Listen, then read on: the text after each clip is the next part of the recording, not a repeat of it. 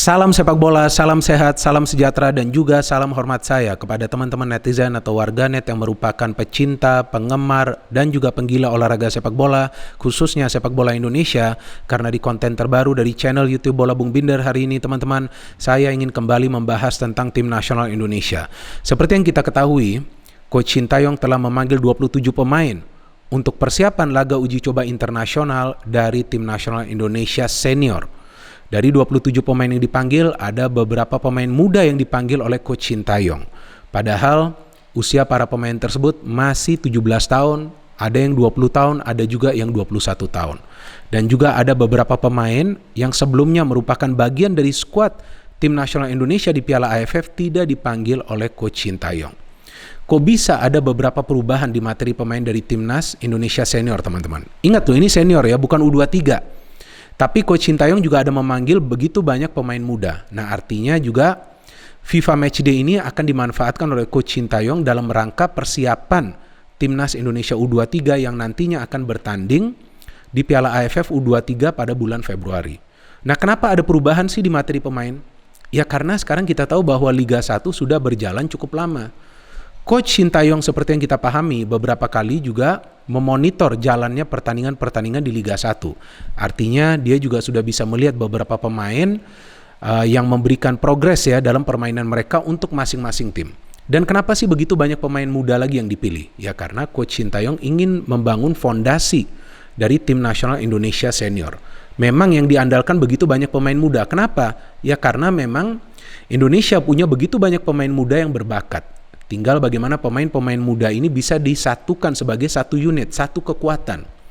Itu yang coba dibentuk oleh Coach Sintayong mulai langsung di tim nasional Indonesia senior. Karena teman-teman, sudah waktunya timnas Indonesia senior itu juga menjadi juara. Apakah itu nanti di SEA Games atau juga nanti di Piala AFF yang akan datang, dan juga tentu perlu lolos ke Piala Asia. Kan akan bermain juga di kualifikasi Piala Asia di bulan Juni atau Juli, saya tidak ingat. Memang ada juga Piala AFF U23. Nah, karena begitu banyak pemain muda yang dipanggil, ya tentu ini juga menjadi ajang persiapan timnas Indonesia U23. Nah, saya ingin dulu ya membahas pemain-pemain yang dipanggil oleh Coach Sintayong, dan saya juga ingin memberikan gambaran kepada teman-teman kira-kira apa sih yang diinginkan oleh Coach Sintayong. Ya mungkin juga saya salah, tapi kan saya coba untuk memberikan sudut pandang saya. Nah, pemain-pemain yang dipanggil ya teman-teman. Nah, saya ingin membahas dulu pemain-pemain baru yang dipanggil nih teman-teman. Ada Muhammad Adi Satrio dari Persik Kediri, baru berusia 20 tahun, penjaga gawang ini. Ahmad Figo dari Arema FC. Kemudian Sani Rizky berusia 24 tahun, Bayangkara FC. What a player Sani Rizky, kecil-kecil cabai rawit ya pemain ini ya. Bisa menyerang dan bertahan sama baiknya, bisa bermain di sektor back sebelah kanan, bisa juga bermain di sektor sayap. Terence Puhiri, wah ini dia nih. Kencang banget ini ya pemain ini ya, akselerasinya ya. Dia bermain di Borneo FC, baru berusia 25 tahun. Kemudian ada juga Bayu Fikri dari Persib Bandung ya, baru berusia 21 tahun jika saya tidak salah. Jika saya salah ya silakan kalian koreksi. Kemudian dua pemain muda ini yang paling menarik perhatian saya nih teman-teman. Marcelino Ferdinand dan juga Ronaldo Kuateh. Dua pemain yang masih berusia 17 tahun. Kalau Marcelino kan kita tahu sudah sering bermain sebagai starter di Persebaya Surabaya. Sudah memberikan 5 assist, mencetak 4 gol, gol-gol yang indah juga. Dan dia juga dinobatkan sebagai pemain, bukan pemain terbaik, tetapi ya pemain terbaik sih sempat dia dinobatkan sebagai pemain terbaik di Liga 1 di salah satu pekannya, tapi sebagai pemain yang mencetak gol indah pada bulan November tuh, pada saat lawan Arema FC kan, Persebaya bermain imbang 2-2, dia mencetak gol dari jarak jauh tuh. What a goal, good goal. Jadi memang ada juga Ronaldo Kuateh yang memang sebetulnya belum banyak tampil sebagai starter ya di Madura United, tapi memang pemain ini punya potensi menjadi pemain besar. Skillnya luar biasa, tapi ya skill itu perlu juga diimbangi dengan teknik. Maka itu Coach Sintayong coba memanggilnya ke TC. Jadi di TC itu nanti bisa dilihat apakah dia bisa mengikuti gak metode latihan dari Coach Sintayong untuk membuatnya menjadi pemain yang lebih baik lagi. Ada beberapa pemain yang bermain di luar negeri tidak gabung. Ya menurut saya gak masalah juga, karena itu dia yang seperti tadi saya katakan. Indonesia tuh punya pemain-pemain berbakat yang banyak teman-teman, banyak sekali. Dan memang pada saat mereka tidak diizinkan oleh klub, ya apalagi untuk pertandingan uji coba, ya seharusnya tidak ada masalah juga sih untuk Coach Sintayong, karena itu juga dia punya begitu banyak pemain yang bisa dia panggil. Dan dari pemain-pemain yang memang dia panggil terlihat jelas bahwa Coach Shin Tae-yong ingin agar para pemainnya, apakah yang baru dipanggil atau yang sebelumnya merupakan bagian dari skuad, bisa memahami konsep permainannya dengan lebih baik lagi. Artinya agar permainan dari Timnas Indonesia Senior itu bisa lebih rapi lagi.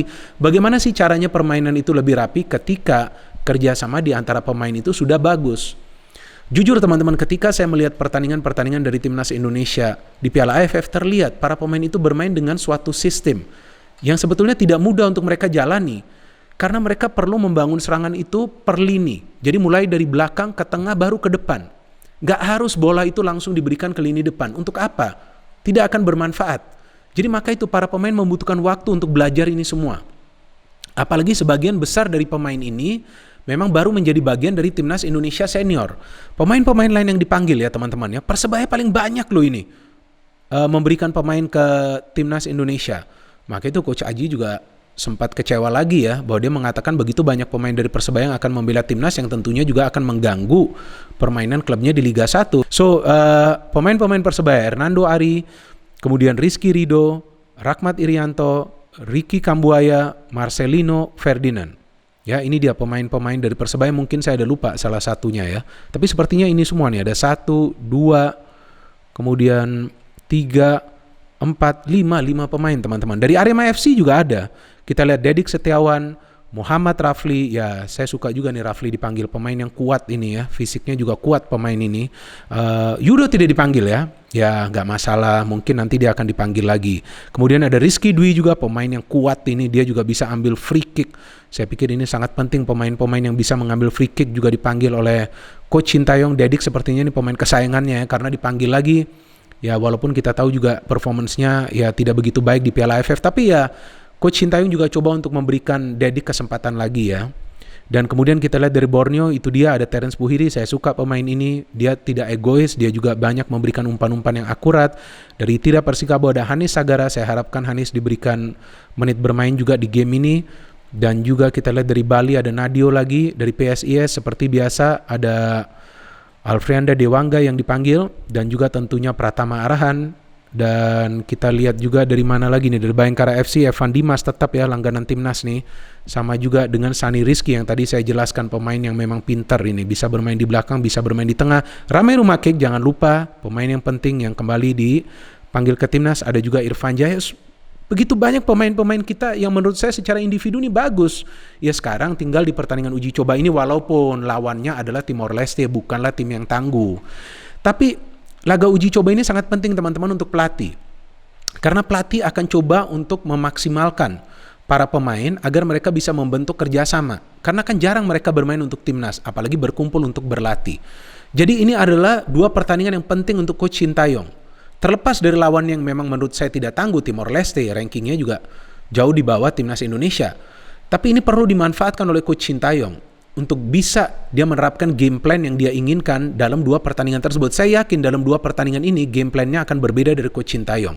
Agar para pemain itu bisa beradaptasi. Seandainya nanti lawannya adalah tim yang lebih kuat, seandainya nanti lawannya juga adalah tim yang biasa-biasa saja atau tim yang lemah. Jadi game plan ini menurut saya akan berubah-ubah dari Coach Shin Tae-yong. Ya disinilah saya melihat pinternya Coach Shin Tae-yong, bahwa dia akan membuat para pemain ini bisa beradaptasi dengan segala kesulitan yang nanti akan mereka hadapi di atas lapangan. Dan satu lagi teman-teman, hal yang penting yaitu ketenangan dari para pemain. Bagaimana mereka bisa bermain lebih tenang lagi, yaitu dia harus sering bermain secara bersamaan di tim nasional Indonesia. Ketika kerjasamanya itu sudah baik, tentu mereka akan lebih tenang lagi dan tidak akan khawatir untuk melakukan kesalahan. Biasanya kan para pemain timnas ini yang kita perhatikan agak khawatir ketika coba untuk memberikan passing, ketika coba untuk melakukan pelanggaran, khawatir atau takutnya jika mereka membuat pelanggaran atau salah passing. Nah, hal-hal ini yang perlu dihilangkan. Ya, itu tentu tugasnya sekarang dari Coach Shin Tae-yong, maka itu penting sekali ini 2 laga uji coba. Lagi-lagi saya ulangi, meskipun lawan Timor Leste, tapi saya pikir tetap para pemain akan bermain serius, karena setiap laga uji coba perlu dimanfaatkan oleh para pemain juga, agar mereka bisa menyatu secara permainan, dan nantinya saya yakin bahwa sebagian besar dari para pemain ini juga akan bermain untuk Timnas U23, yang akan berlaga di Piala AFF U23 di bulan Februari. Saya sudah tidak sabar lagi teman-teman untuk menyaksikan 2 pertandingan ini, 2 pertandingan uji coba ini, Karena setiap kali tim nasional Indonesia main, saya pasti nonton, saya akan pasti membuat preview dan juga reviewnya. Kenapa? Karena saya cinta mati tim nasional Indonesia. Kita tetap support tim nasional Indonesia dan kita tetap memberikan semangat kepada Coach Sintayong karena kita membutuhkan perubahan. Perubahan kemana? Perubahan ke arah yang lebih baik lagi.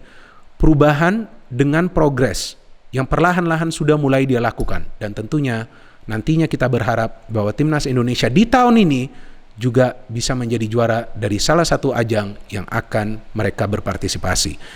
All the way for timnas Indonesia. No hate, only football. Salam sepak bola.